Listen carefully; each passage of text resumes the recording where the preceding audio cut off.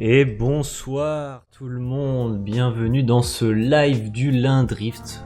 Comme tous les lundis, on se retrouve ce soir pour parler de drift, de ce qui s'est passé cette dernière semaine, des actus, des compétitions. On est dans les derniers championnats de l'année. La plupart des championnats ont terminé. Le CFD, le Drift Master c'est fini. Ce week-end c'est terminé. La Formula Drift, et c'est pour ça qu'on est là ce soir pour en parler.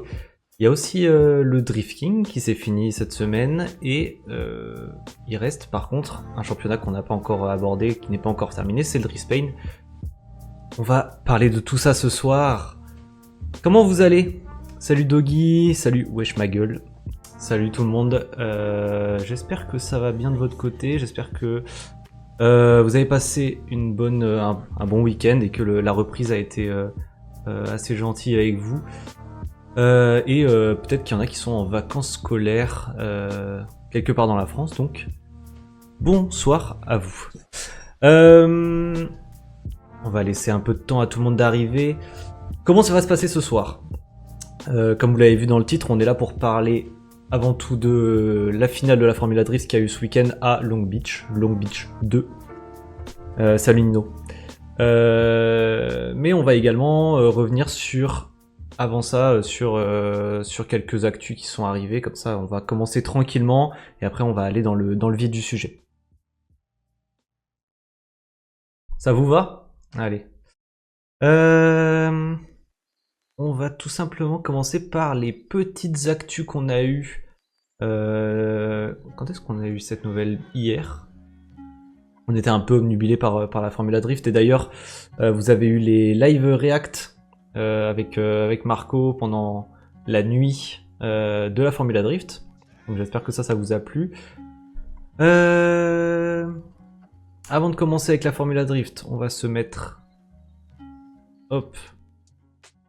le Drift Spain, on va commencer là-dessus. Le Drift Spain a révélé le tracé de la finale. La finale qui sera les 25 et 26 octobre, c'est ce week-end. Et ils nous ont révélé un tracé vachement intéressant. Un tracé tout en zone XT. Alors du coup, je ne connais pas ce track. Est-ce que c'est un nouveau? Il me semble pas l'avoir déjà vu au Drift Spain. Je pense que c'est un nouveau. J'ai vu, en essayant de me renseigner là-dessus, si on va sur YouTube et qu'on met le nom du tracé, alors c'est Zaragoza SP. J'ai vu qu'il y avait eu une sorte de compétition virtuelle dessus. Elle est là. Briefing. Bon, on va voir le briefing d'ailleurs. Donc en fait c'est sûr, enfin si c'est, on peut le choper sur Assetto. Tu veux dire le tracé, je sais pas. Aucune idée, j'ai pas encore regardé. Et visiblement il existe, mais je sais pas si c'est un tracé privé. En tout cas, comme vous voyez à l'écran, c'est un parking. Ça fait vraiment style Oman, style championnat des Émirats Arabes Unis. Donc comme vous voyez, ça fait vraiment grand virage avec des très grandes zones. Il a l'air vraiment énorme le tracé. C'est un genre de tracé qui va privilégier forcément la battle.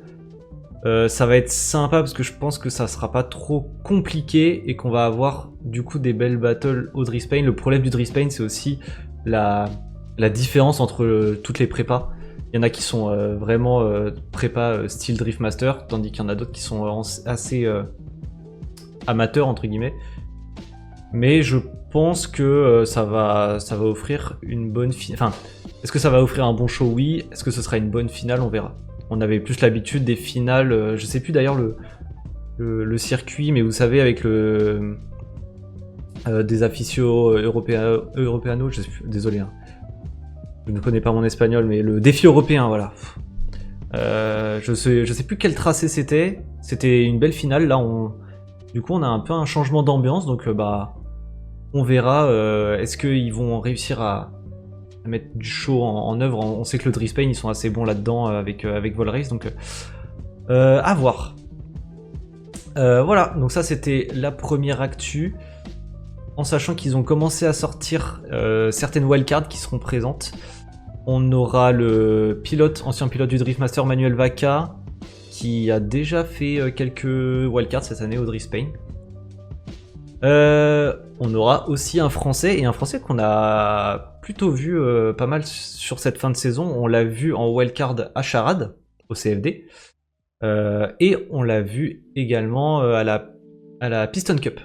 À la Piston Cup qu'il y a eu dans le sud, compétition régionale. On a aussi Mario Mota, mais là pour le coup je connais pas. Mais ça a l'air d'être un pilote Nerol.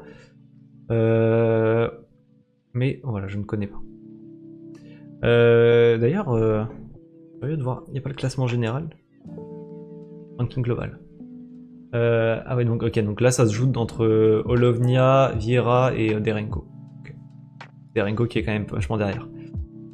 Je sais pas si Joao Vieira a déjà remporté le Drift Spain. Bah, d'ailleurs, Alex Olovnia, je sais pas non plus, mais du coup, je pense que ça va être assez intéressant.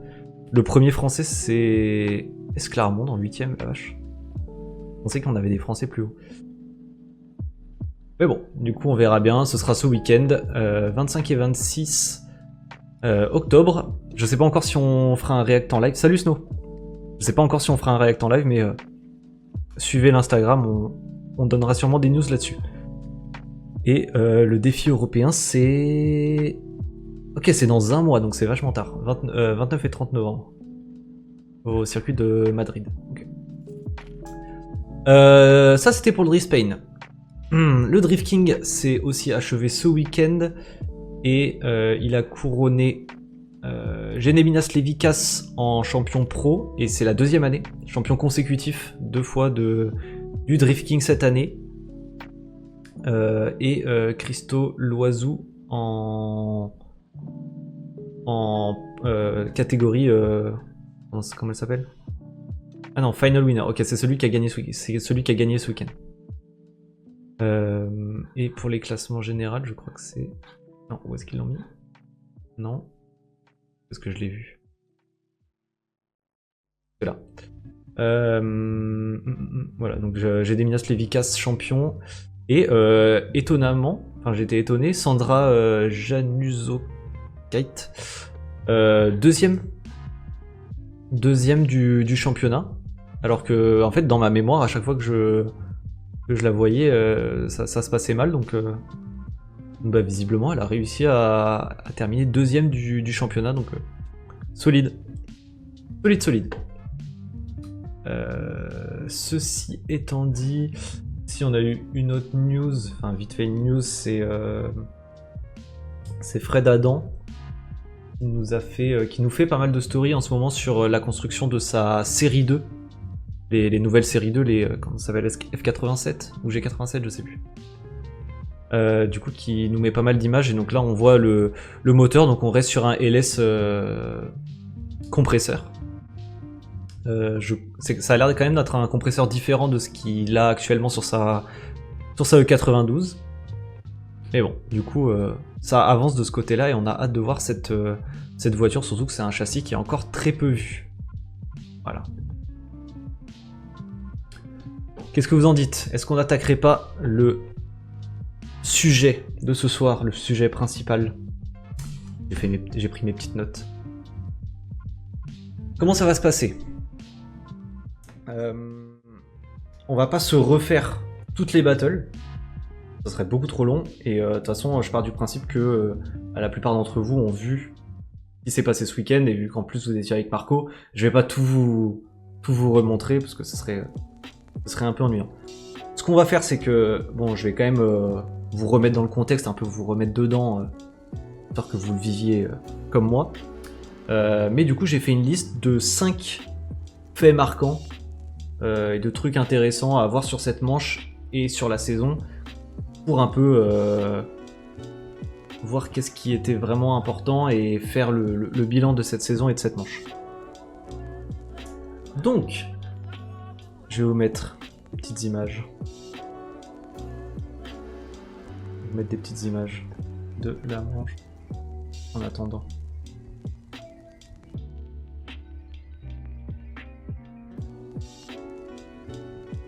Alors.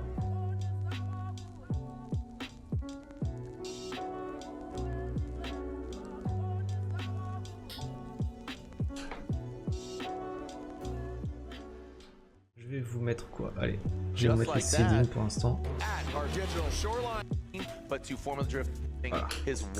Voilà. Alors, je vais vous donner un peu de contexte sur cette manche. Comment est-ce qu'on est arrivé à avoir un Long Beach 2 comment est-ce qu'on en est arrivé à finir la saison là où on l'a commencé? Parce que c'est ça, hein, on est au même endroit que la première manche à Long Beach. On le sait, la Formula Drift tous les ans. Salut Axe. On le sait, la Formula Drift tous les ans, ça se finit normalement à Irwindale. Malheureusement, excusez-moi, le son est peut-être un peu fort de Chrome. Ça sera mieux. Chaque année, la Formula Drift finissait sa saison à Irwindale, la maison du drift comme on l'appelle, House of Drift.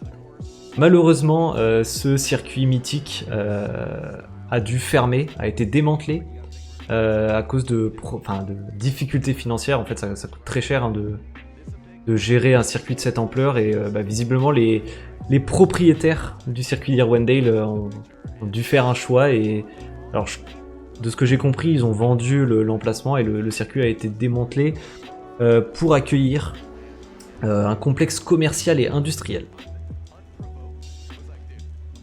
Ceci étant dit, du coup, il fallait trouver un remplacement à la hauteur de Irwindale, ce qui allait pas être une mince affaire. Mais du coup, les organisateurs... Alors, nous, on avait parié en début de saison que ce serait une finale à Las Vegas. Mais non, pas du tout. D'ailleurs, je sais pas pourquoi est-ce qu'on avait penché là-dessus. Peut-être qu'il y avait un circuit qui avait ouvert, ou je sais plus. Enfin bref, du coup, nous, on avait misé sur Las Vegas. Finalement, non. Ils ont annoncé en début d'année que ce serait un retour à Long Beach sur le parking, en fait, Long Beach. Si vous voulez, pourquoi est-ce qu'il y a déjà le tracé de Long Beach en début de saison? C'est parce que il y a les IndyCars qui tournent sur le circuit de Long Beach. Et donc ils prennent une portion de ce circuit qui est aménagé juste pour l'événement et dans les rues de Long Beach pour en faire une manche. Donc ils s'adaptent en fait au circuit d'IndyCar. Bon maintenant, Long Beach en fait, au-delà d'être un circuit aménagé, ça reste un parking. Comme vous voyez en fait, tout l'événement se passe sur un parking. Donc en fait ils se sont un peu inspirés de Oman qui utilise des grandes portions de goudron pour faire un circuit. Donc en fait ils sont arrivés avec cette idée, reprendre cet emplacement et faire un circuit tout nouveau, mettre les clips comme ils veulent, en tout cas être vraiment libre de leur choix.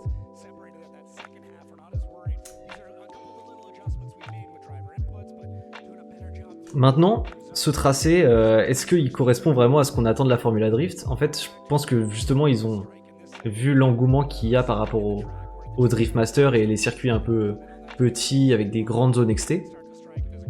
Et oui, comme Snow le dit, ça s'inspire pas mal de Ferropolis avec en fait, un circuit assez technique, mais qui reste avec des zones XT fait pour la proximité. Donc en fait, ils se sont vraiment inspirés de ça. Je sais pas si on peut avoir une vue du haut. Une vue générale, ce serait pas mal. Mais en fait, vraiment, c'est un enchaînement tout simplement de zones XT. Ce qui, sur le papier, est clairement fait pour avoir de la proximité. On va revenir plus tard sur le tracé, voir un peu ce qui a été et ce qui n'a pas été. Vous allez voir, il y a eu pas mal d'avis partagés là-dessus. Et on va voir les pour et les contre plus tard. Bon, on arrive avec un championnat qui est déjà joué. Dean était déjà champion. Dean était déjà champion à la manche précédente avec énormément d'avance de points. Il a juste dominé la saison, donc clairement, c'est pas ce qu'on attendait de cette manche. Ce qu'on attendait en revanche, c'était de décider du second. Et là, on avait pas mal de candidats. De candidats pour cette seconde place. On avait, que je vous résume, Matt Field, qui était pour l'instant en avance de points. Il était à 190 points. Donc 10 points d'avance devant Adam Elzy. Adam Elzy 180 points, Asbo 180 points et Minoa 150 points. Donc en fait les 4 pouvaient encore prétendre à la seconde place. Donc c'était vraiment ce qui allait être à regarder ce week-end-là. Maintenant que je vous ai donné un peu ce contexte, je pense qu'on va aborder le premier point de ce week-end qui a été assez marquant, c'est la victoire de Ryan Litterall aux seedings. On va commencer direct avec les seedings parce que comme ça ce sera fait. Et comme ça on va pouvoir aborder également les seedings, le sujet des seedings, le grand sujet des seedings après. Ryan Litterall qui fait une saison qu'on peut quand même qualifier de catastrophique en vrai. Même si ça a jamais été un énorme pilote de la Formula Drift, la Ryan Litterall, je pense que c'est quand même l'une de ses pires saisons. J'ai pas eu connaissance qu'il ait eu des problèmes de fiabilité cette année avec son RB, parce que du coup c'est encore le représentant des moteurs RB en Formula Drift. Il a eu beaucoup de problèmes pendant les dernières années, mais au final, cette année ça a été. Cette année on n'a pas trop eu d'écho comme quoi il a eu des problèmes. Mais il a quand même loupé 2 manches. Je regarde, il a loupé 2 manches. Il finit 31ème au général, sachant que je crois qu'il y a 34 pilotes en Formula Drift, donc il est vraiment dans les derniers.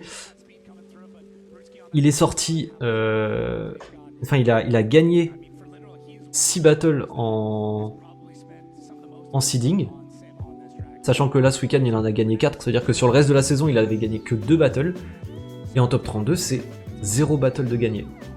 C'est-à-dire que vraiment, à chaque fois, il arrivait à sortir des seedings, sachant que c'est pas trop compliqué en Formula Drift. Mais par contre, en vraie compétition, pendant les top 32, pendant les vrais battles, aucune victoire. Donc c'est vraiment un bilan de saison qui est assez dur. Et même du coup, en gagnant les seedings ce week-end, qui est du coup une très bonne note, au final, quand on voit sa saison, et il arrivé en top 32, il perd encore en top 32. Mais donc, je trouvais quand même que c'était intéressant d'en parler parce que, vu sa saison, venir gagner les seedings, c'était quand même une chose assez importante. Ce qui nous emmène maintenant sur qu'est-ce qu'on en pense de ces seedings, sachant que ça fait 2 saisons maintenant qu'on a expérimenté avec ce mode de fonctionnement qui remplace les qualifs. On a eu un dérivé de ça au CFD. Chacun a son avis dessus. Maintenant, ici en Formula Drift, on voit qu'à l'unisson, tout le monde a l'air de vouloir revenir au système des qualifs, ou en tout cas vouloir voir disparaître ce système de seeding. Il y a vraiment une volonté de rabattre les cartes à chaque manche plutôt que de garder en fait ce classement général pour classer les pilotes, ou ce classement de la manche précédente pour classer les pilotes, parce que forcément ceux qui commencent mal l'année, en fait ils vont faire l'année comme ça, ça va être très compliqué pour eux de s'en sortir, et clairement on retrouve toujours les mêmes battles en seeding, donc même pour nous spectateurs c'est vraiment pas intéressant. Et du côté des bons pilotes, en fait ils critiquent le fait que eux, en fait la journée... la première journée de compétition, en fait, ils roulent quasiment pas, ils font leurs essais, mais au final, il n'y a pas de compétition pour eux, ils ont qu'un seul jour de compétition. Au lieu des qualifs où vraiment ça s'étendait sur 2 jours.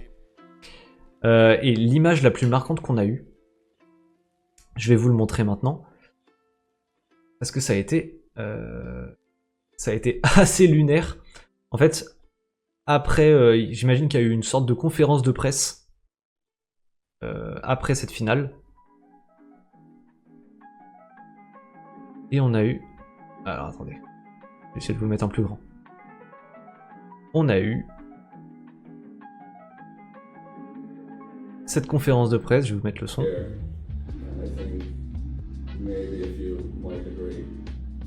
Donc James Dean qui est en train de parler.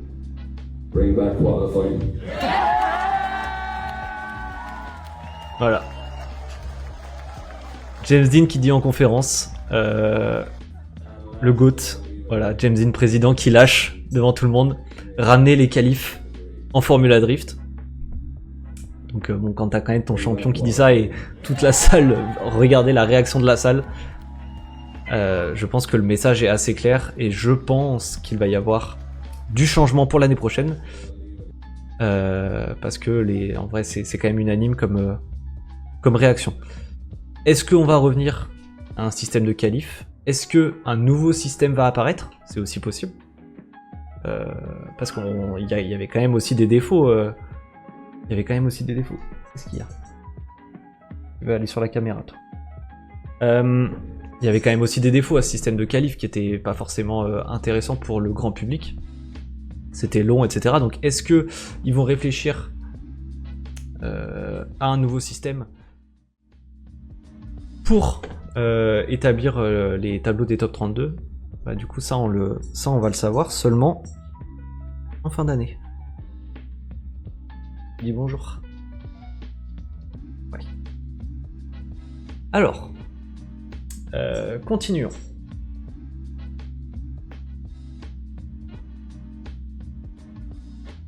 Continuons.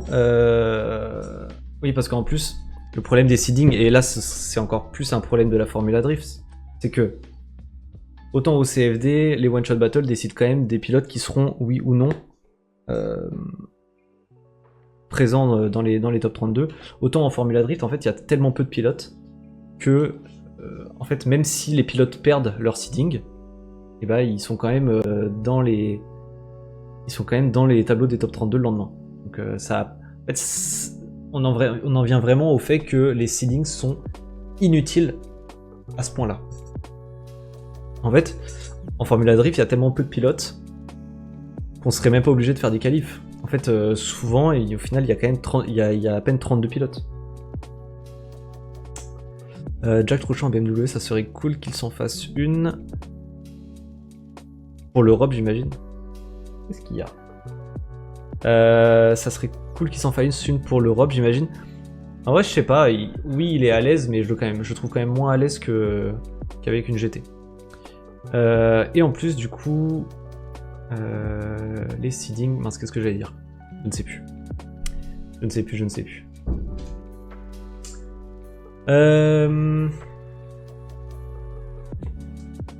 Enchaînons.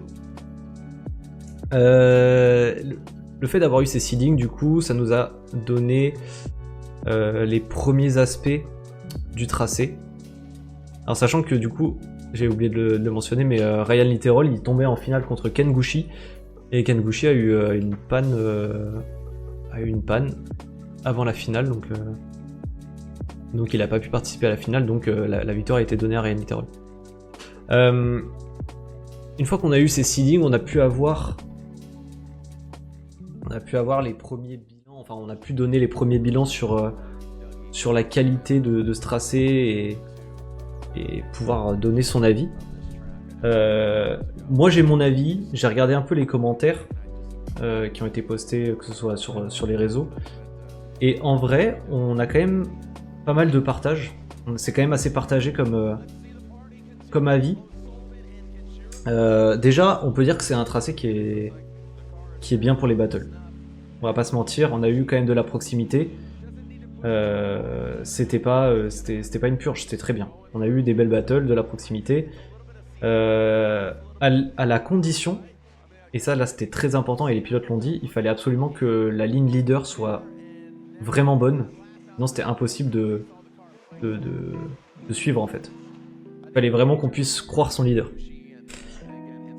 Maintenant viennent un peu les critiques et même moi les points que je trouve un peu dommages sur ce tracé. Alors déjà c'est que c'est un tracé assez lent et le fait est qu'en Formula Drift, comme on n'a pas les pneus qui grippent le plus, bah ça va se ressentir, et surtout sur le virage que vous voyez ici, comme on a un gros radius, on a vraiment un arrêt des voitures ici, et je trouvais que ça se ressentait vraiment en live. Il y a eu pas mal aussi de problèmes de fumée. En fait, comme les virages sont vraiment les uns à côté des autres, et bah le temps qu'en fait ils finissent un virage et que le vent déplace la fumée, en fait ça se retrouvait dans l'autre virage, et ça a été souvent que les pilotes étaient un peu aveuglés par la fumée, surtout en fin de journée quand on avait le soleil qui était à ras. Et j'ai vu aussi des critiques de personnes qui se trouvaient sur place et qui ont dit justement que eux-mêmes, en fait, quand il y avait la fumée, ils voyaient plus rien, ils voyaient plus le tracé. Ça c'est un truc, on peut pas vraiment trop leur en vouloir, c'est aussi... Bon alors, c'était quelque chose à prévoir, mais bon, c'est dépendant du vent, c'est dépendant de pas mal de choses. C'est des choses qui arrivent. Au Driftmaster, à la finale du Driftmaster, on a les ventilateurs géants. Là, c'est parce que c'était dans un stade aussi, mais c'est des problèmes malheureusement qui existent. J'ai noté également, j'ai trouvé personnellement que les murs étaient pas bien placés, dans le sens où ça donne pas d'indication claire de où il faut avoir la voiture. En fait, on se retrouvait, et pour ça je vais vous prendre une image du haut, du dessus. Je crois qu'il y en a une ici.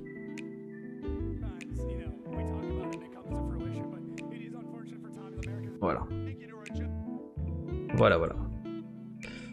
En fait, alors vous le voyez, en fait la ligne c'est celle qu'on voit ici qui est dessinée par les traces de pneus. Mais en fait, je trouve que... alors oui, ils ont essayé de faire un tracé un peu à la Driftmaster. Mais du coup, en fait, les murs sont placés seulement à certains endroits et n'accompagnent pas la ligne. Donc déjà, pour les pilotes, eux-mêmes ont dit que du coup, c'était compliqué à se placer. Ils voyaient le mur juste s'approcher et repartir, mais ils pouvaient pas bien se placer par rapport au mur. Mais même d'un point de vue spectateur, bah, c'est vraiment du touch and go à chaque fois. En fait, on a du mal à... Enfin, je sais pas, pour moi, ça aurait plus collé si les murs étaient venaient vraiment épouser la ligne. Et on aurait gagné en effet waouh, en effet impressionnant. Et c'est ce qu'on a au Driftmaster quand les pilotes ils viennent lécher le mur. C'est là que c'est impressionnant, c'est là que c'est satisfaisant. Bah c'est limite mieux que sur le simu, mais ils ont modifié un peu les zones par rapport au simu aussi. Oui, il y a eu certaines zones qui ont été rajoutées. Notamment ici, en fait, au lieu que ce soit un bandeau, ils ont mis quand même 2 zones où il fallait vraiment être, et le reste c'était un peu anecdotique. Oui, certaines zones sont plus proches du mur, mais voilà, moi j'aurais bien aimé des murs qui épousent la forme. À mon avis, ils voulaient éviter d'avoir trop de crash. Bah ouais, mais bon. Du coup, moi, le ressenti que j'en ai, c'est que... en fait, c'est juste... En fait, franchement, ça me fait vraiment penser à la Piston Cup. Et encore, la Piston Cup, il y avait plus de virages qui épousaient. La Piston Cup, qui est une compétition régionale, avait un tracé similaire, donc c'est-à-dire sur un parking avec des zones tracées à la bombe et des murs, que la Formula Drift. Et je trouve que ça ne renvoie pas l'image d'un championnat mondial en fait. Ça, combiné avec le fait que je trouve que les mouvements de caméra... Attendez, je vais vous en mettre quelques-uns.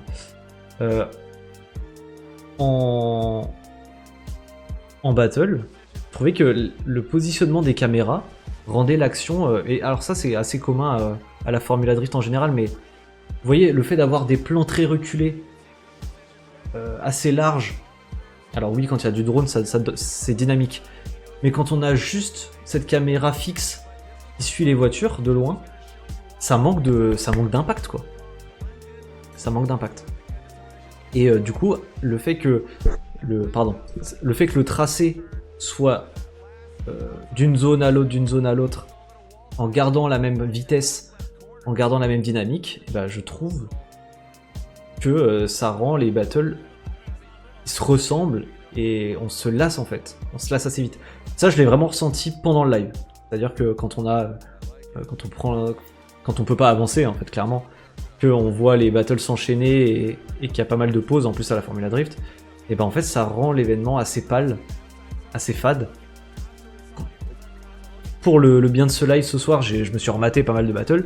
C'est mieux parce qu'on peut avancer dans les battles et tout. C'était plus agréable, j'ai préféré. Mais c'est vrai que quand j'ai regardé en live, c'était assez dur. Je sais pas ce que vous en avez pensé.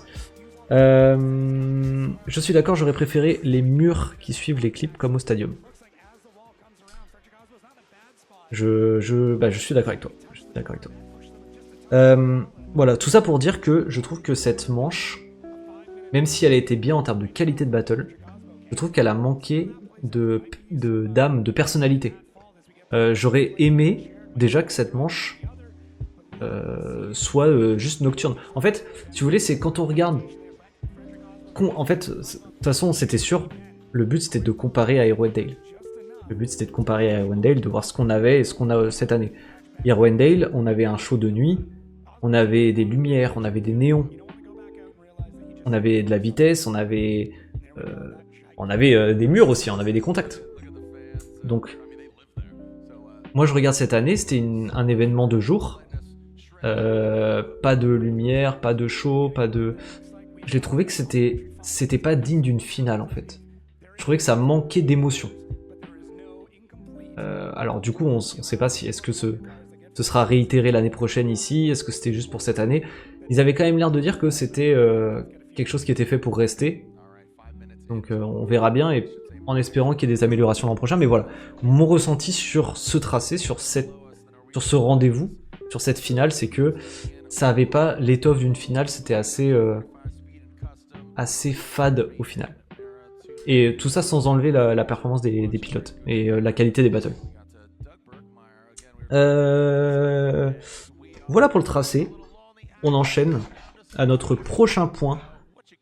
Et ce prochain point, il est sur un pilote en particulier qui m'a assez impressionné ce week-end. Un pilote qu'on ne voit pas beaucoup, dont on ne parle pas énormément. C'est Tommy Lemaire. D'ailleurs, Tommy Lemaire qui est du coup canadien. Je sais pas s'il est québécois, mais je crois qu'il parle. Je crois qu'il est francophone. Je crois qu'il parle français.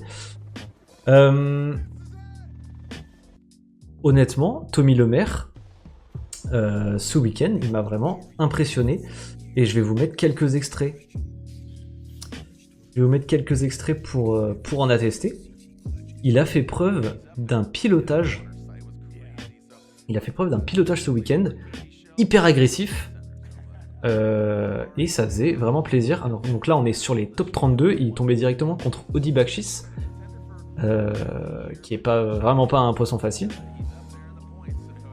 Et comme vous le voyez, il a pas peur d'aller chercher la porte, la proximité, il a la vitesse, alors qu'on sait que Audi, il est très rapide. Regardez-moi ça, l'agressivité. Alors, il y a pas mal de corrections, mais vous voyez qu'aussi, le lead devant est pas non plus parfait. Donc vraiment, moi, Tommy Lemaire, ce week-end, il m'a impressionné. Et alors, à la fin de cette battle, je vais vous mettre le chase également.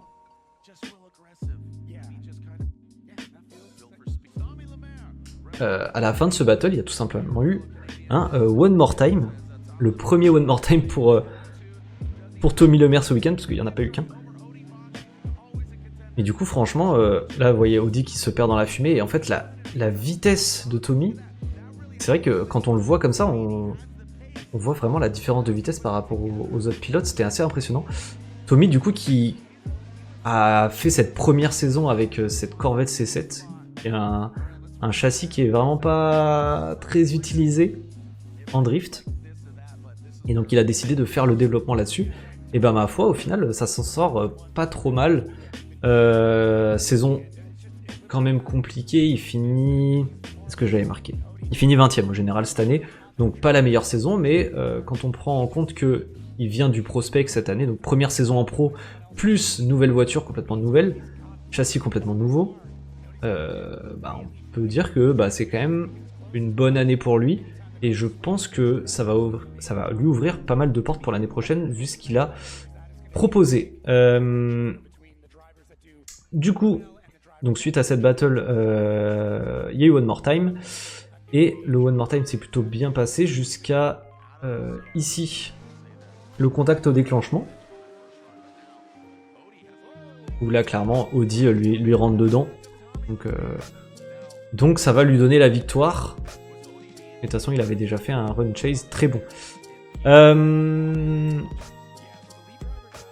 Il a ensuite affronté en top 16 notre ami 5 fois champion de la Formula Drift, James Dean. Attendez, je retrouve le timecode.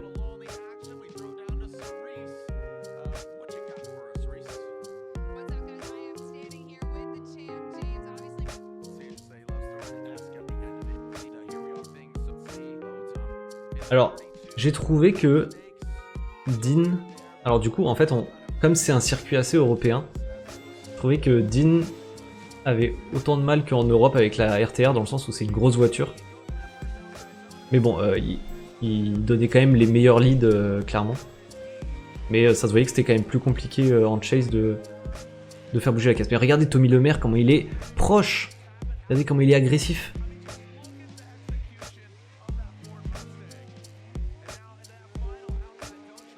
Et clairement, là on voit qu'il a la vitesse, et surtout les RTR sont dans les caisses les plus rapides, donc ça prouve pas mal. Cette battle, c'est également terminé en One More Time. On a donc eu le One More Time.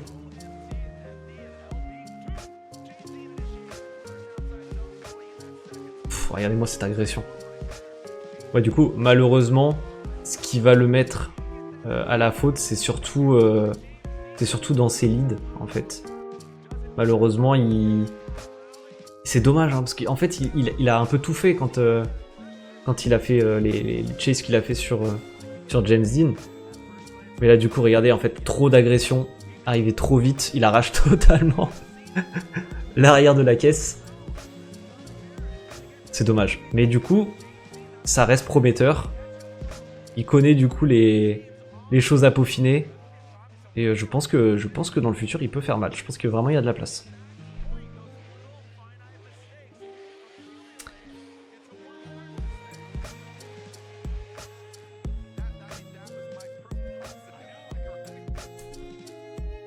C'est fini pour le point sur Tommy Lemaire. Et on a vu quelqu'un de prometteur.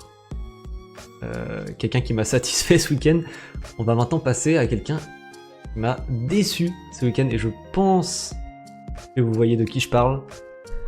C'est tout simplement Monsieur Elzy. Autre fait marquant. Je connais le running gag, et vas-y, vous pouvez l'envoyer sur le chat. Hein. Elzy et les murs, est-ce que c'était écrit d'avance ? Je retrouve le timecode pour qu'on se regarde ça ensemble. Mais du coup, ouais. Adam qui jouait un peu sa meilleure saison. L'année dernière, il avait fini 5ème. Je crois, 5ème. 5ème ou 7ème ? Peut-être 7ème. Il avait fini premier américain du classement. Du coup, cette année, c'était clair. Il voulait jouer le titre. Bon, le titre... il a été surdominé, et du coup il avait encore l'occasion de jouer la seconde place. Il était clairement dans les favoris. Et donc après une victoire en top 32, il affronte Jack Shannon en top 16. Et en fait tout va se résumer à ce premier virage.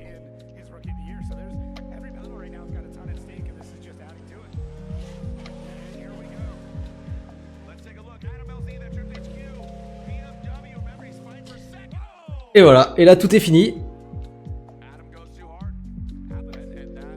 Contact avec le mur avec l'arrière, ça le ramène sur l'avant. Et là, pas de quartier, le mur.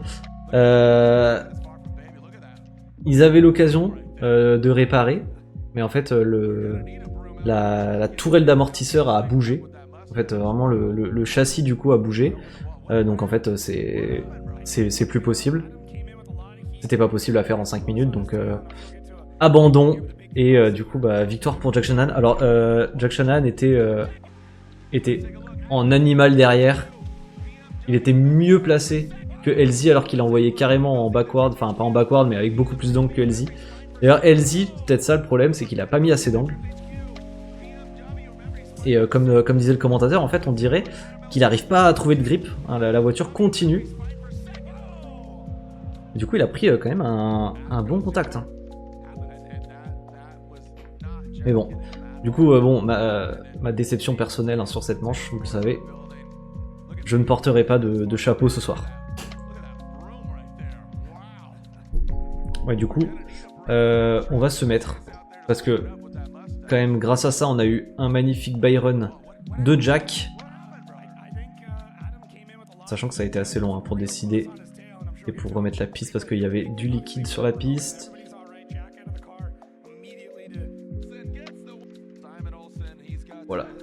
Ça allait pas très bien. Et du coup, ce Byron de Jack, regardez-moi, déjà 90, avec le S54 qui crie, c'est ouf. C'est marrant d'ailleurs qu'on n'ait pas de S54 en France qui sonne comme ça. Alors déjà, je crois qu'on n'a pas de S54 qui soit droit dans la baie moteur. Mais on n'a pas non plus ce son caractéristique, là je crois qu'il monte à 10 000 tours minute ou 11 000 tours minute, c'est ouf.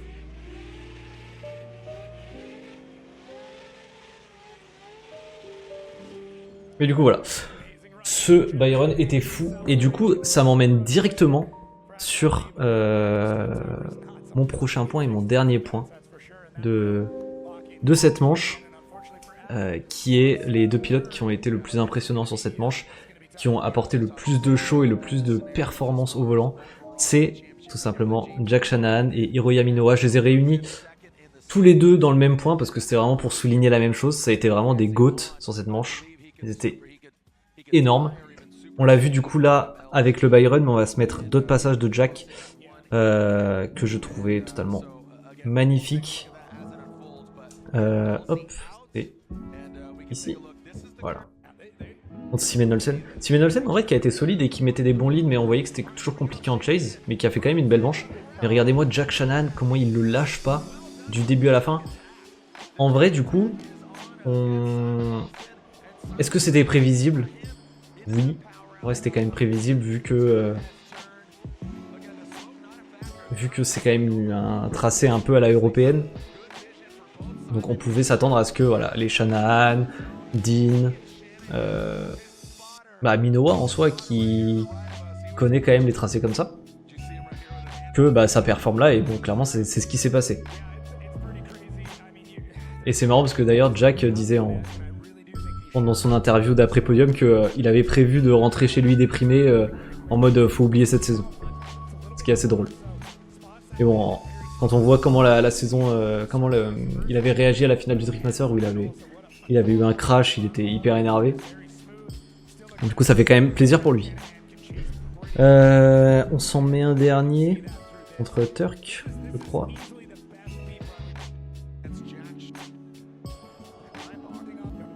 En top, ouais, top 4 c'est ça. Regardez-moi ces déclenchements. Non franchement c'est ouf.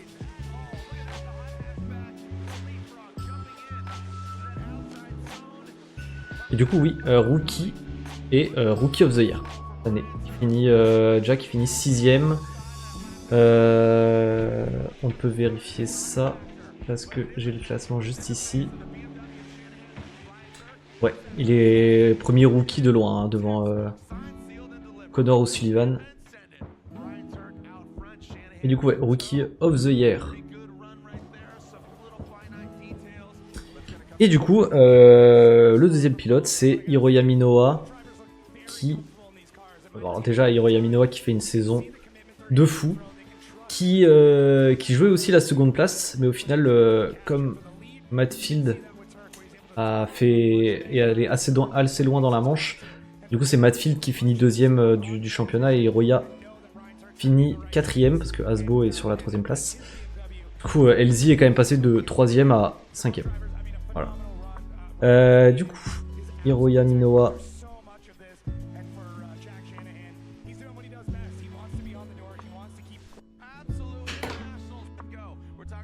Sa battle avec Connor Shanahan. Connor Shanahan vraiment qui fait la pire saison de sa vie. Hein. Il a pas passé les top 16 de la saison. Alors que regardez, enfin, je veux dire, c'est pas un problème de talent. Hein. Regardez comment il le colle du début à la fin. Mais juste, ça n'a pas été de saison pour lui.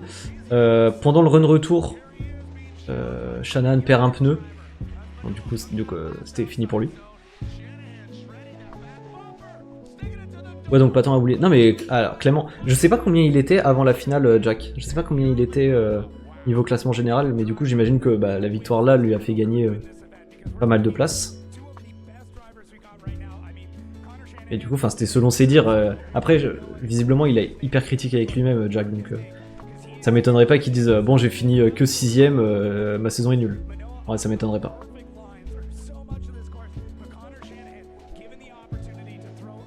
Et, et en plus, Hiroya qui faisait des flammes vraiment à chaque passage. Regardez. Là, hop. Est-ce qu'on a un top 8?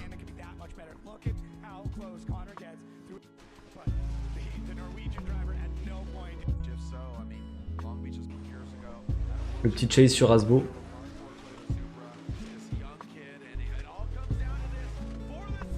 Et pour l'avoir fait sur le simu du coup, pour ceux qui étaient là en live, le déclenchement il était pas évident. Je l'ai pas fait en battle, je l'ai fait juste en solo, et déjà en solo j'ai mis pas mal de temps avant de bien le comprendre. D'ailleurs c'est bien parce que avant le déclenchement, ils ont fait comme ils ont fait à Utah, c'est-à-dire qu'ils ont fait un truc pour obliger à faire un appel contre appel, ce que je trouve vraiment intéressant. Pour forcer, en plus en Formula Drift ils aiment pas trop faire des appels contre appel, souvent c'est un déclenchement linéaire. Mais du coup ça fait plaisir parce que du coup ça oblige les pilotes à vraiment mettre de l'agressivité. Et on va se mettre sa battle contre James Dean. Cette battle contre James Dean a été vraiment symbolique dans le sens où Minowa ça a toujours été un fan de James Dean et du coup jusque là il l'avait pas battu. Et du coup ouais, depuis qu'il est jeune il est fan de James Dean, il a grandi un peu son idole. Et du coup, c'est assez beau de les voir se batailler.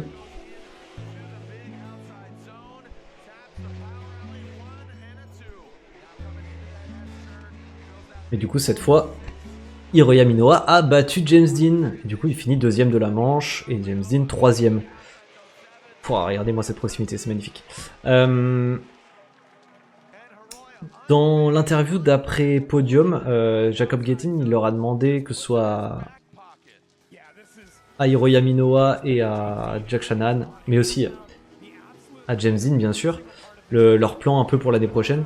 James Dean il a confirmé qu'il serait là pour la saison 2026 en Formula Drift, mais aussi au Drift Master. Du coup ça pose pas mal de questions, on en avait parlé dans le dernier live sur à quoi va servir sa nouvelle 186 qu'il est en train de construire, qui doit avoir fini avant Noël. Et pour ce qui est de Jack Shanahan, il a dit que bon, clairement ce qui lui manquait c'était l'argent, donc il allait voir ce qui allait pouvoir se décider pour l'année prochaine, en sachant que vu ce qu'il a dit, il allait aussi faire quelque chose pendant l'intersaison, il allait conduire pendant l'intersaison, je crois que sa voiture d'Europe, alors j'ai pas compris si c'était la voiture européenne ou la voiture américaine qui doit changer de pays, mais en gros il a dit qu'il devait envoyer la voiture à l'étranger. Et pour ce qui est de Hiroya Minowa, apparemment il aurait des propositions pour faire du rallye l'année prochaine. Et que du coup il savait pas trop ce qu'il allait pouvoir faire en termes de drift l'année prochaine. Donc en vrai ça me ferait chier parce que clairement Hiroya Minowa là je le vois aller chercher, aller se battre pour le championnat l'année prochaine. Donc en vrai je trouve ça dommage que ça s'arrête là. Après bon, ouais, on peut pas lui en vouloir d'essayer une carrière dans le rallye. Qu'est-ce que vous en pensez? Hiroya champion l'année prochaine?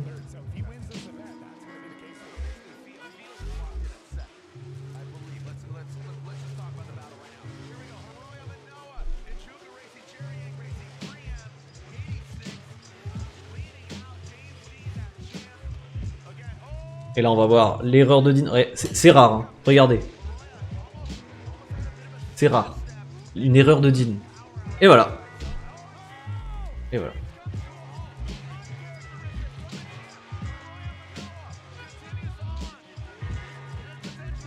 C'est clairement l'image du week-end. Hein. Champion ou deuxième? Ok. Bah du coup, oui, tant qu'il y a Dean, c'est compliqué.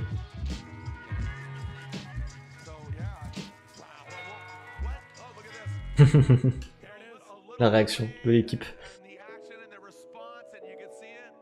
Ouais, du coup, en vrai, c'est marrant parce qu'on a eu la même chose en seeding et dans la compétition. En seeding, on a eu Kengushi où la voiture a a eu une panne avant de partir pour la finale. Et là, bah, Hiroya Minoa commence juste à chauffer. Et la voiture a pris feu. Donc je sais pas exactement ce qui s'est passé, mais du coup il a dû arrêter la compétition et du coup pas de finale. On a juste eu un Byron. Alors que justement ça aurait été une finale hyper intéressante, je trouve. C'est pour ça que Dean va faire mal au classement quand même. Bah du coup là en fait ils ont le combo parfait entre RTR et Dean. Après, quand on voit tous les pépins qu'il y a eu Ben Hobson, on se dit, ça se trouve, l'année prochaine, ça va être des pépins pour James Dean. Ça, on peut pas le prévoir. Parce qu'un championnat, c'est pas juste le pilotage, malheureusement. Mais du coup, le Byron de Jack pour la victoire de cette finale.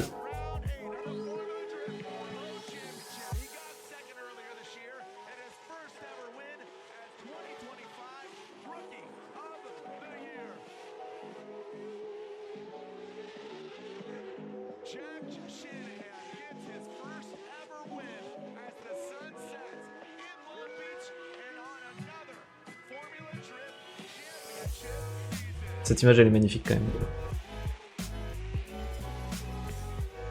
Par contre il y avait déjà du monde qui était parti.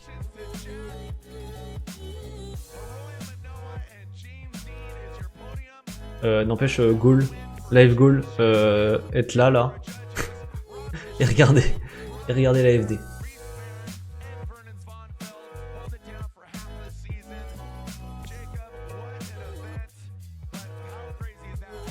Qu'est-ce que vous en avez pensé, vous, un peu de cette finale? De savoir. Que ce soit niveau tracé, que ce soit niveau performance, est-ce que vous avez eu des déceptions, est-ce que vous avez eu des contents par certains pilotes?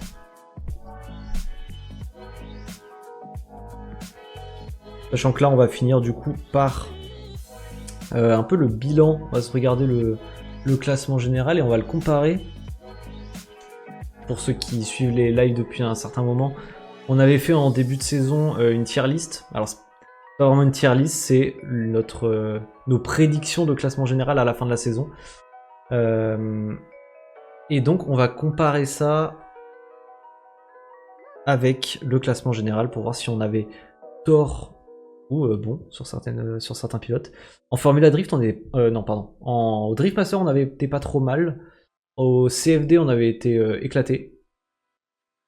Mais du coup, bah là, j'ai pas encore regardé. Je vais pas vous mentir. Beaucoup de très belles battles, mais vraiment déçu de la casse de Minoa que je voulais voir sur le podium général. Mais mitigé sur le tracé. Mais du coup, je sais pas, est-ce que s'il avait gagné la manche... On va aller regarder ça, direct. Est-ce que si Minoa avait gagné la manche, il aurait été à égalité avec Asbo? Et du coup, à partir de là, je sais pas comment est-ce qu'il... Je sais pas comment est-ce qu'ils départagent. Là, du coup, là, ils ont le même nombre.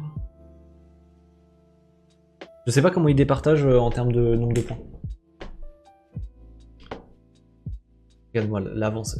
James Dean, il a 90 points d'avance, presque 100. Deuxième avec Asbo, et ça le mettait premier. Deuxième avec Asbo. Comment ça, deuxième avec Asbo? Non, plutôt troisième, vu qu'il y a Matfield. Ça l'aurait mis troisième, du coup.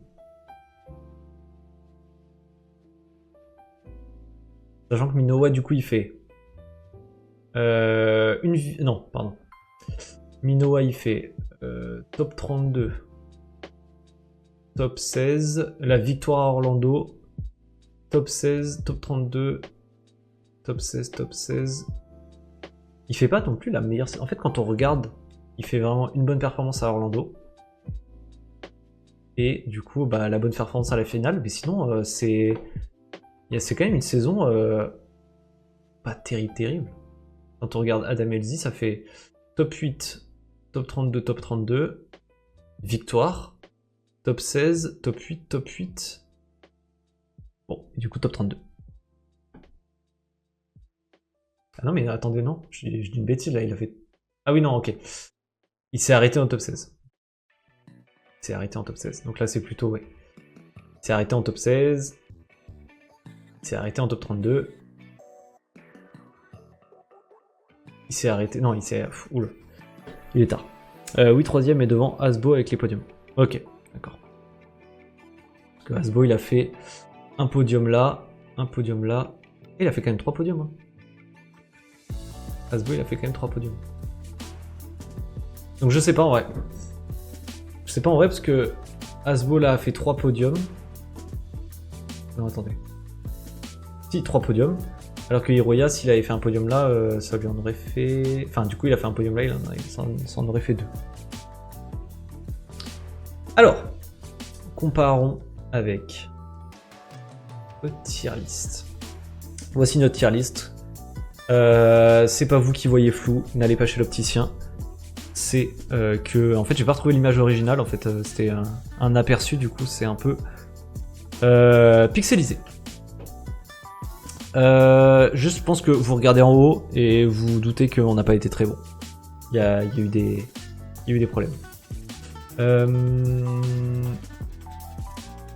Je pense que le plus simple, ça va être de commencer par la fin et voir un peu comment est-ce qu'ils sont placés. Vous voyez, en fait, c'est pas... Il y a que prétendant au titre où il n'y a pas de classement, mais sinon le reste, je crois qu'on avait fait en termes de classement. Que je sais plus. Est-ce qu'on avait fait en termes de classement ou pas? Je crois qu'on avait fait en termes de classement dans le sens où là c'était le 34, 33, 32, 31, 30, etc. Donc, juste en regardant là, je me dis comment j'ai pu mettre Rudy Hansen. Enfin, comment est-ce qu'on a pu mettre Rudy Hansen après Federico Scherifo. Federico Scherifo qui fait encore une saison catastrophique et qui là a dit en interview que c'est bon, il avait des pistes pour l'année prochaine, il allait réduire le poids de la Ferrari. Alors je pense que c'est pas juste un problème de poids, Federico, mais bon, je te laisserai le bénéfice du doute. Rudy Hansen, on l'avait mis dernier et on a été très méchant parce que Rudy Hansen il finit 27ème, un peu plus haut. 33ème Federico Scherifo, là on n'a pas dû être trop sévère. Federico 30... Ah, on a quand même été un peu sévère. Au lieu de finir 33, il a fini 32. Ok. En sachant que dans le lot, il y en a un qui a fait qu'une moitié de saison et un qui a fait 2 manches. Il est inspirant, excuse-moi, exactement. 32, Derek Madison. Derek Madison qui est aussi un qui monte de prospect et qui est 23ème, donc bonne perf. De toute façon, les 3 qui sont montés de prospect. Ah non, Derek Madison, c'est pas sa première saison en pro. C'est pas un rookie. Donc non, en fait, c'est pas un... Il me semblait qu'il était monté pourtant. Alors du coup, on a Austin Mata qui est monté, Tommy Lemaire et O'Sullivan. Avec Madison, du coup, ça datait de la saison d'avant. Mais c'est que comme il a changé de voiture, en tout cas de déco, ça m'a un peu perturbé. Austin Mata, qui a on avait mis en 31ème. Lui, pour le coup, qui m'a assez impressionné. Enfin, je trouvais qu'il avait fait un bon début de saison. Et au final non. Au final, on est quand même 30ème. Donc, ça va, on n'était pas trop mauvais. Van Gettin, 30ème. Je sais pas si on a fait la tier list en connaissance qu'il allait faire 2 manches. Je sais plus ce qui avait été annoncé au début d'année. Je sais plus si c'était qu'il faisait la moitié ou qu'il faisait vraiment que 2 manches. Mais du coup, on l'a un peu surnoté. Après, du coup, il a fait Atlanta. C'est Atlanta. Atlanta où il a perdu en seeding. Et il a fait la finale où il a gagné 2 battles en seeding. Une battle en seeding c'est 3 points. Donc il a gagné 2 battles en seeding et il a perdu en top 32.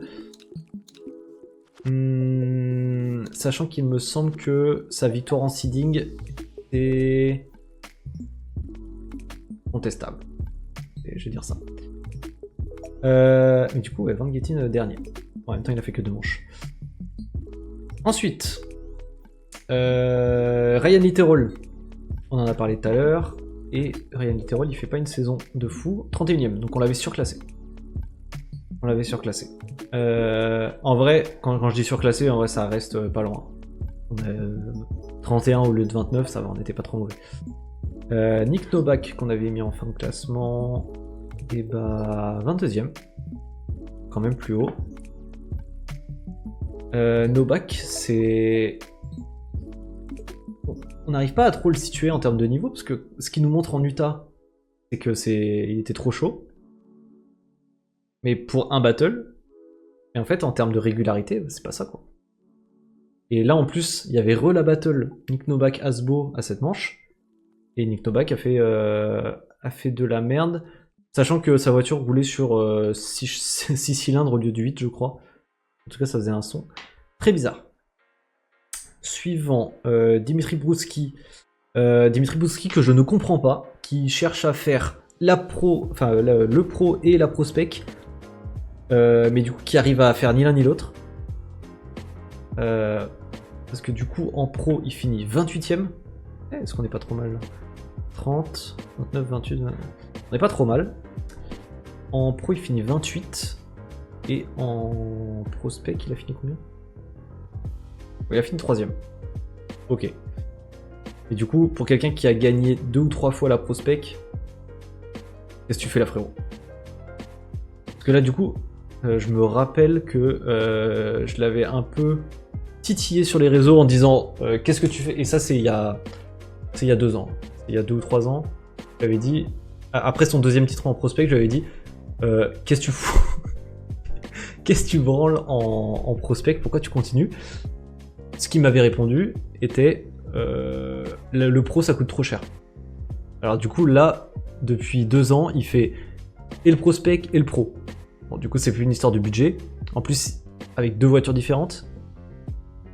Mais du coup pourquoi est-ce que tu te donnes pas le plus de chance dans une seule catégorie? Notre belle aux cheveux longs, Dan Stuckey, qui je n'ai pas vu, franchement, je l'ai pas vu de l'année. J'ai l'impression qu'il était pas là cette année. Donc je sais pas comment il finit.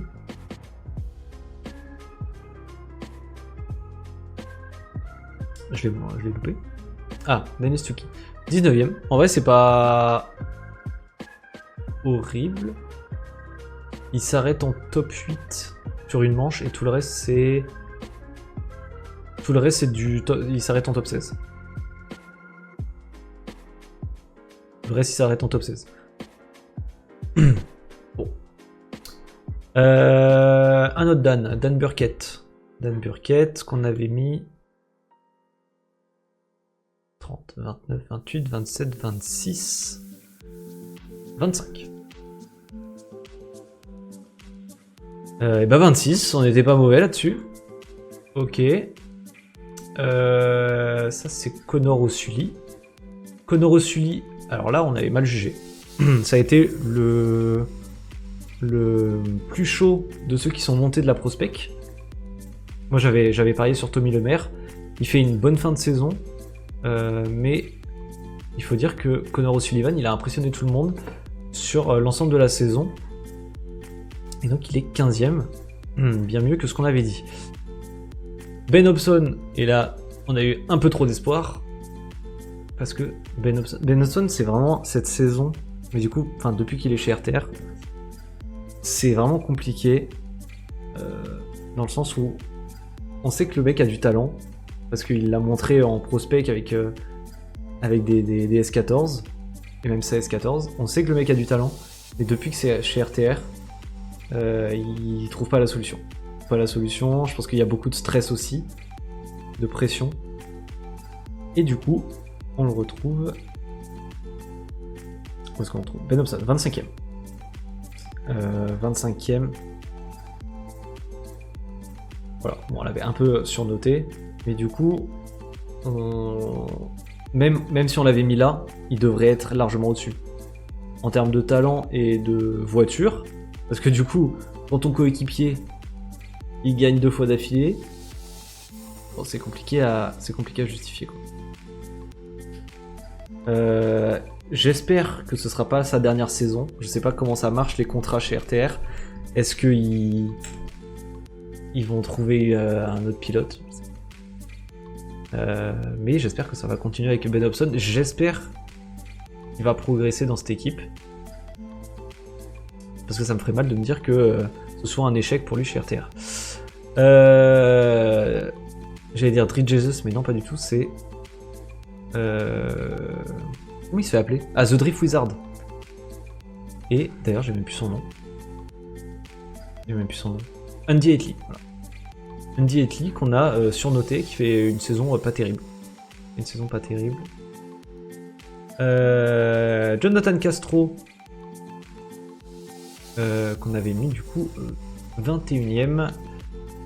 Et 21ème... Ah non, Castro, c'est vrai qu'il a fait une bonne saison. 7ème. Giga saison. Et d'ailleurs, pourquoi où est-ce qu'il fait une bonne saison? Il est 2ème ici. 2ème à Orlando. Et 3ème à Seattle. Ou 3ème ou 4ème. C'est les mêmes points. Donc ouais, bonne performance. Castro. Trenton Beecham, on a mis 20ème. Et lui, je crois que c'est pas... Ah si, quoique. Ok, j'ai rien dit. Saison ok, 17ème, un peu mieux classé que ce qu'on a dit. Tommy Lemaire, du coup, on l'avait mis plus haut que Connor O'Sully, mais comme je l'ai dit, petite erreur. On l'avait mis 19ème, alors qu'il est 20ème. En vrai, ça va. C'est bon, on est dans les cordes. Chris Forsberg, qu'on avait mis 18ème. Et Chris Forsberg, j'ai l'impression que c'est le déclin, petit à petit. Non, en vrai, non, j'abuse. J'abuse carrément. Mais c'est vrai que, franchement, quand on le voit rouler, bah, je trouve qu'il y a plus le niveau. Hein. Il n'y a plus ce niveau qu'on connaît à Chris Forsberg. 11ème. Donc on l'avait carrément sous-noté. Le cas Daigo Saito. Qui... Alors, de 1 a fait que la moitié de saison à cause des problèmes avec son visa et le traitement à la douane. Il a décidé d'arrêter la saison en cours. Du coup, vous voyez, il est tout en bas du classement. Ceci étant dit, pour ce qu'on attendait de Daigo Saito, c'était une déception générale. Je pense que c'est la déception de la saison. C'est-à-dire qu'il gagne une battle, enfin il gagne... en gros, ses seuls points, c'est en seeding. C'est-à-dire que là, il gagne une battle en seeding, là, il gagne 2 battles en seeding, et là, 3 battles en seeding. Donc, il gagne 4 battles en seeding de toute la saison, et à chaque fois, il s'arrête en top 32. Donc, même s'il avait fait toute la saison, je pense qu'il n'aurait pas été ici. Suivant, Simen Olsen qui revenait cette année sur la Supra, qu'on avait mis assez bas, parce que clairement quand il avait la S14 avec Audi, je pense qu'il aurait été là ou là. Mais du coup là, retour sur la Supra, ça nous avait fait un peu peur, et on l'avait pas mal descendu dans le classement.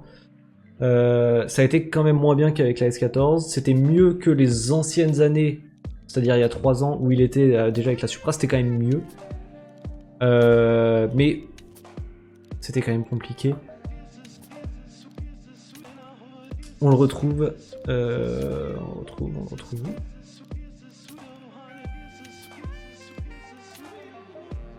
On le retrouve ici, 16ème. 16ème, et nous on l'avait mis combien? 12, 13, 14. 14.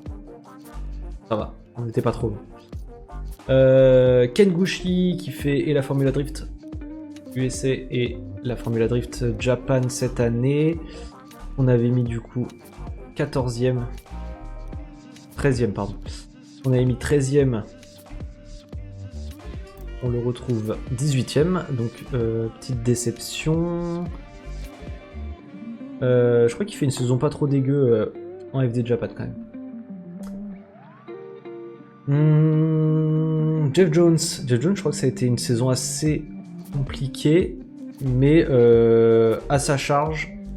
À Seattle, il se prend un arbre, littéralement. Il y a littéralement un arbre qui est tombé sur sa voiture à cause de la tempête. Et du coup, on retrouve Jeff Jones 21ème.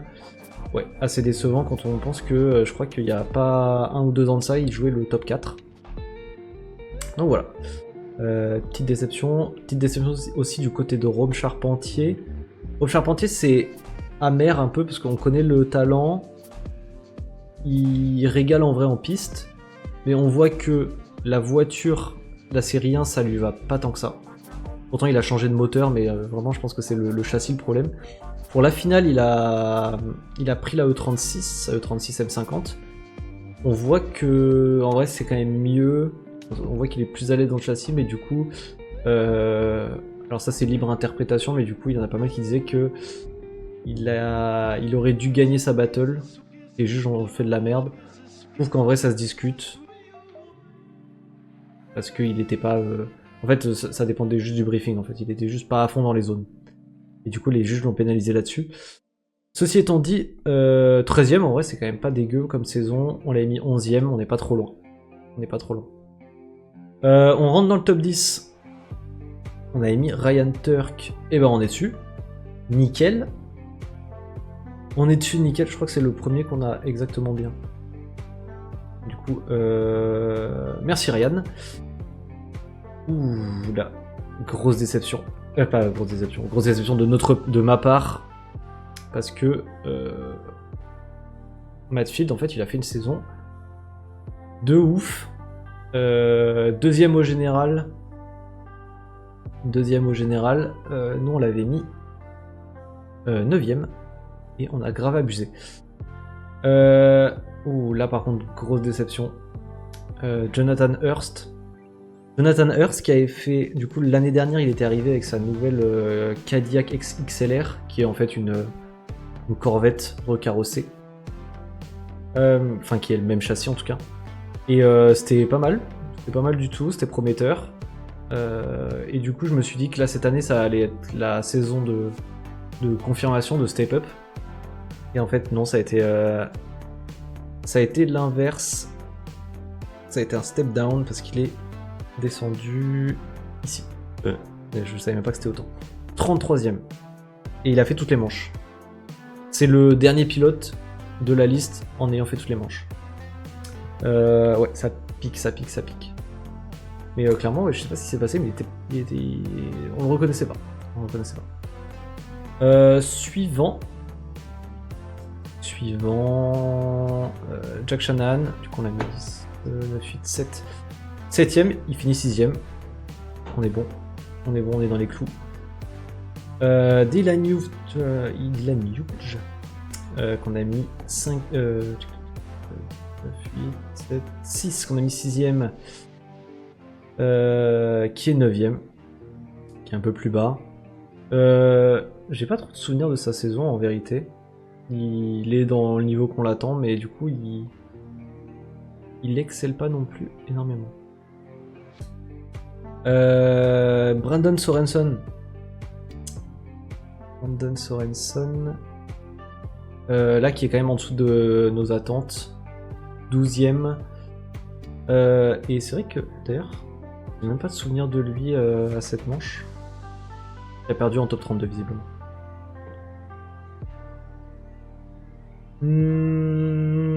On entre dans... Alors là, on avait fait objectif podium et objectif prétendant au titre. Sachant que les prétendants au titre, en gros, c'était... Chacun pouvait remporter le titre. Du coup, les deux autres sur le podium. On voit comment on avait fait l'histoire. D'ailleurs, ça va pas du tout, en fait. Là, il y a 6 pilotes et là, on commence à top 4. Pas logique. Podium, on avait mis Hiroya Minowa, Frédéric Asbo et Elzy. Et au final, les trois, on les retrouve quand même dans un mouchoir de poche. Frédéric Asbo, Hiroya Minowa, Elzy. On retrouve les trois. Et au final, on retrouve Dean qui était bien placé en prétendant au titre. Par contre, ici, on a eu 2 grosses déceptions de cette année. Connor Shannon, on l'excusera, il a gagné le Drift Master, mais à souligner que c'est quand même la saison, une de ses pires saisons, je pense tout championnat confondu, pour Connor Shannon. Là, on a, il s'est arrêté en top 8, en top 16, en top 16, en top 16, en top 16, en top 16, en top 16. Il a fait un top 8 et il l'a perdu cette saison. Quand on dit Shannon top 8, non. Non. Pour Odi Bakshis, déception également. En fait, pourquoi déception? En vrai, les autres années, on l'a retrouvé aussi vers là, peut-être un peu plus haut. Mais pourquoi est-ce qu'on l'avait mis prétendant au titre cette année? C'est parce que toutes les autres années, il avait fait une équipe où il encadrait d'autres pilotes. Il avait fait Simen Olsen, il gérait Simen Olsen dans son autre voiture. Il avait géré Ben Hobson aussi en prospect. Donc en fait, il avait souvent une équipe à 2 ou 3 pilotes. Et donc là, il avait dit cette année, je trouve que encadrer plusieurs pilotes, ça me bouffe quand même pas mal de mon temps et de mon énergie, que je pourrais réinvestir dans mon programme en solo, que je pourrais mettre cette énergie dans mon pilotage et peaufiner mes erreurs. Donc, il a annoncé cette année, je fais un programme que avec moi, et je me concentre vraiment pour conduire et pour le championnat. Donc c'est pour ça qu'on a dit, si cette année, Audi se concentre uniquement sur lui, qu'il n'a pas de perte d'énergie sur d'autres pilotes ou sur d'autres trucs de gestion, ça devrait lui le mettre dans les prétendants au titre, c'est pour ça qu'on l'avait mis là. Mais il faut dire que du coup ça n'a pas porté ses fruits. Ça n'a pas porté ses fruits, 8ème, qui est assez décevant. Par curiosité, je vais aller voir l'année dernière. Combien il avait fini? Bon, il avait fini 2ème. Donc déjà, il était quand même prétendant au titre l'année dernière. D'ailleurs, vous voyez la différence de points. Alors, c'était pas le même système. Ouais, non, c'était pas du tout le même système de points, donc on peut pas comparer en termes de points Dean l'année dernière et cette année. Bon bah voilà, on a fait le tour de la tier list. Qu'est-ce qu'on peut penser de cette saison? Je pense que clairement cette saison c'était le ras-le-bol des seedings. Quasiment à chaque manche on avait beaucoup de messages par rapport à ça. Donc je pense que là-dessus on en a parlé, je pense que ça va changer pour l'année prochaine. Sinon quand on regarde d'un point de vue de la saison, c'était une bonne saison. Dommage qu'on ait eu Daigo qui soit parti. On a eu une surdomination de Dean. Je pense qu'on n'en est pas encore au point où c'est pesant. Mais du coup, on revient quand même aux années 2017, 2018, 2019 où on a eu domination Dean et Piotr. Parce que cette année, en fait, on n'a pas eu trop de concurrence. On a eu vraiment, au début de l'année, on a eu Dean et Asbo qui étaient au-dessus de tout le monde. Et après, Asbo qui a fait nymph. Et Dean qui a continué. Donc en fait, on a eu quand même une saison en domination. La tristesse, c'est que du coup, on arrive sur une finale où on a déjà un vainqueur de championnat, donc c'était moins intéressant. Est-ce qu'on va repartir sur une année de domination? Est-ce que le champion va être mis en difficulté? On verra. De toute façon, ça se jouera aussi par rapport à ses projets. Est-ce que du coup, il fait toujours les Drift Master et Formula Drift, mais est-ce qu'il y aura autre chose? Ça restera à déterminer, mais aussi pour la finale l'année prochaine, sachant que la Formula Drift a cette particularité de révéler son calendrier assez tôt, donc c'est-à-dire que ça devrait arriver là, je pense, dans un mois. Dans un mois, on devrait avoir le calendrier de l'année prochaine, donc à voir, est-ce qu'on a toujours Long Beach, ou est-ce qu'on a un autre tracé pour la finale? Chaque année on a les rumeurs comme quoi Orlando ça serait peut-être annulé, enfin en tout cas ce serait peut-être la fin de Orlando, on verra. Saint-Louis aussi, tout le monde en a marre de ce tracé. En vrai il y a quand même beaucoup de tracés où les pilotes en ont marre. Qu'est-ce qu'on a comme autre tracé? English Town, non, ça devrait rester. Long Beach aussi. Road Atlanta aussi. Et Utah aussi. Donc je pense que là-dessus, on n'aura pas trop de changements. Et j'essaie de penser à d'autres choses, mais non, ça va être tout là-dessus. Dès si vous avez des questions, c'est le moment. Sinon, on va conclure ce live.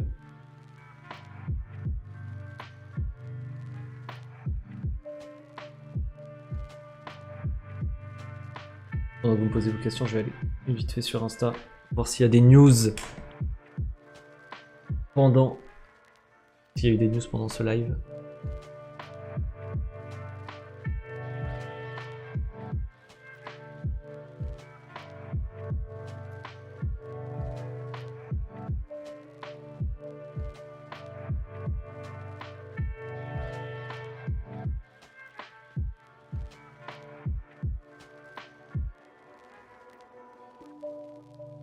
Bon bah écoutez, ça a été assez calme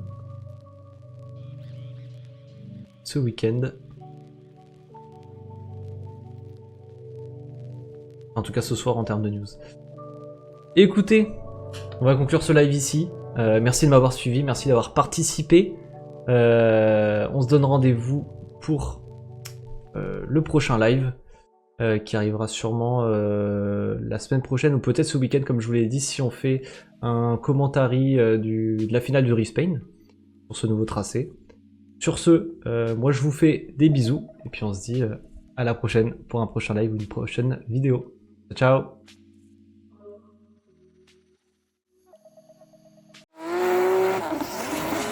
I'm coming for the throne.